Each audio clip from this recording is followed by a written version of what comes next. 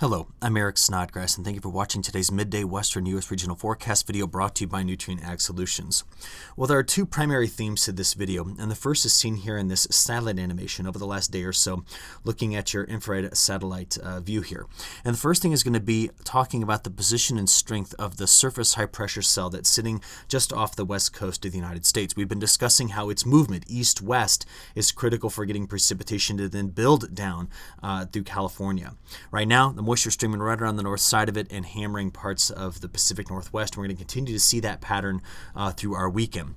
The second thing we're going to be discussing in this video is shown in this map, and this comes back to a theme I've been discussing all week long, and that has been the strength of position of the polar jet stream coming off of Asia here and then splitting into its northern branch here and its subtropical branch here. Now, we've been discussing that the further to the west we could get this split to happen, the better the situation is for the west coast in terms of precipitation. We can see that as we stretch this out over the next week, we're looking out here next Friday night or Saturday morning at midnight, I should say, that the position of that ridge is really sitting just south of Alaska, and that's going to be allowing troughing to come in here into the west coast. Meanwhile, the strong subtropical branch cuts right underneath, and this is an overall good situation for building up snowpack here in the western part of the United States, and it's also good for bringing in more precipitation here to the coastal regions of the western United States. So let's get into some of the bigger picture ideas here. Over the next week, we can see that the main target for the heaviest precipitation, taking you out to next Thursday night, is really going to be stretching from parts of northern California, but only the very far northern extent, through coastal Oregon and Washington. This is going to be the main quarter. And one of the big reasons is the position and strength of that high, preventing much precipitation coming into the southern two-thirds of California. This is also good for building up snowpack, as we've been discussing this week here in the north part of the Rocky Mountains. All right, but take a look at this. This is now looking only at week 2, so only at week 2, looking at precipitation anomalies. And I want you to notice some differences. You can see up here that coastal British Columbia is showing a bit of a drier look than it had in past. And we can see that while our wetter than average conditions stretch still down here through the Cascades, the Willamette Valley, getting into northern California, we start to return more normal precipitation for this time of year, even maybe slightly wetter than average, down through much of California. And also, just notice how much of the entire western half of the United States is showing up on the wetter side of things. And with the cooler temperatures that are coming in, a lot of that's going to be snowfall. Now, building into this is looking at the last 14 days of percent of normal precipitation. And while that cutoff low that snuck through parts of Southern California, which we saw in yesterday's video, brought up the snowfall in the mountains and has been quite wet down there, there has been this broad corridor in through here that has missed out a lot on the recent heavier precipitation. We're going to see changes in that area in the near term here, and let's kind of work into some of these details. First of all, snow. Over the next 5 days, we will be seeing snowfall building up here in the Cascade Mountains, especially as you get into the Cascades in Washington. Snowfall levels from some of the National Weather Service observations here may be as low as 2,000 feet, but as you get up higher in elevation, the potential here for picking up several inches of snow, well over 2 feet, does exist. Here in the north central Rockies, getting north of the Sawtooth, really up here in the parts of Montana and northern Idaho, we do have the potential for picking up between 6 and 18 inches of snowfall, all dependent on elevation. But you notice the Sierra Nevada not picking up much in the next 5 days. It will be after the next 5 days that the systems finally start to build in that snowpack here. And that's what I'm showing you. This is week 2, looking at the European ensemble on snowfall. Now, don't look at the amounts here. We're just looking to see if the model is kind of becoming aggressive with snow. And the answer to that question is yes. Coming down the Sierra Nevada, this is good to be picking up snowfall in here. We need to do this to continue to keep closer to average on our yearly precipitation totals. But you can see the whole of the western United States is looking quite snowy as we stretch this out into week 2. All right. Right now, main concerns I have in the near term, let's just kind of point out a few things. We still have quite a bit of fog down here in the San Joaquin Valley, but you notice a lot of regions in here with these colors, and those represent our high wind watches, high wind warnings. Here's our winter weather advisory here, but you can see the seas are going to be quite rough just off of our coast. So what's going on to make this all happen? Let's now get into our European model and get to some of those major features we talked about at the beginning. So to start us off here Friday morning, here's our high pressure cell. So as you can see, it's elongated in this direction, which is mainly going to say, put that moisture stream north of this high pressure cell. And you're going to see Friday, it's already starting to precipitate here in parts of around Puget Sound. But watch as I press play on this. as we get through the beginning of our weekend. That's the first big push of Friday afternoon and evening, getting into Saturday morning. So by Saturday morning, here's the main difference. At this time period, zonal flow, west to east, strong winds here, running the moisture basically straight west to east right over the top of the mountain. So our rain shadow will show up in pretty strong effect here, but a lot of rainfall here in the coastal valleys, but then right up here in the coastal ranges and getting into the Cascades, we're going to be really putting down some snow. What's going on? Well, look where our high pressure cell is. It's out here. Now as we play this forward, that system moves through, and the high pressure cell stays west and stays elongated like this. So systems are going to run the periphery of it. So by Sunday morning, we're now bringing in our next little trough. See it right in through here? Again, very windy conditions along the coast. And that system comes in and hits again coastal Oregon and Washington, and then pushes here into the Rocky Mountains. But notice during this time period, much of Southern California is going to stay on the drier side of things because this high pressure cell is too close. We need to get this thing way over here and out of the way to let systems run along the coast of California. Let's see if it happens. This is now Monday morning right here.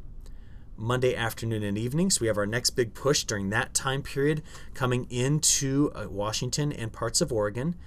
And if we get out to Tuesday morning, there we go. Look at what's happened. High pressure cell's now sitting over here. Now watch the difference. So Tuesday morning into the afternoon and evening hours, we now start to bring in more precipitation into Northern California by Tuesday evening. Wednesday morning, our setup is now shifted. See the high pressure cell sitting here? A lot of snow in the Intermountain West here. Wednesday afternoon, evening, getting into Thursday morning. It's at this point that the flow pattern shifts and now comes over the top of this high pressure cell and starts to bring in more precipitation. Watch, I'll just play out to next Friday, into Saturday and Sunday. And notice it's way over here, and now the systems have kind of open passageway to get right down here into California. So we've got several dry days ahead in Southern California, but we're looking here at week 2 finally starting to show the shift. So that's what we're anticipating here. It's all about the interplay on the proximity of that high pressure cell in California. So let's now take a look at this from the upper levels of the atmosphere to see if there's any sort of longer term trend that is important to see in the upper level heights. As I play this one forward, here's the big ridge keeping temperatures moderate today. But you see this broader trough? This is the one that's funneling the moisture in between the trough and ridge, you know this, and shoving it right here into the northwest.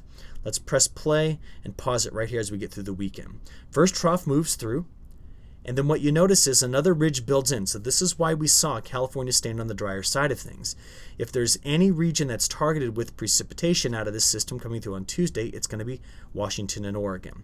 Now the bigger features at play as I let this go on out really start to show up once I get you out to next Thursday, Friday, and Saturday right here. Let me just get you right out to the 10-day forecast. Here it is. Now at this time period, what I'm noticing is much of the very cold air is tucked away sitting right here over the North Pole. Very strong polar vortex, very stable, keeping all the cold here. We did have some colder air kind of push out of Alaska and has moved down along the west coast. So this broader trough here is really a result of the fact that over the Aleutian Islands, a big ridge is building in.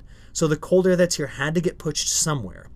Now the good news is that ridge continues to stay where it's been forecast or even at times pushes west, and we wanted that. The further west it goes, the better our precipitation prospects are for the west coast of the United States.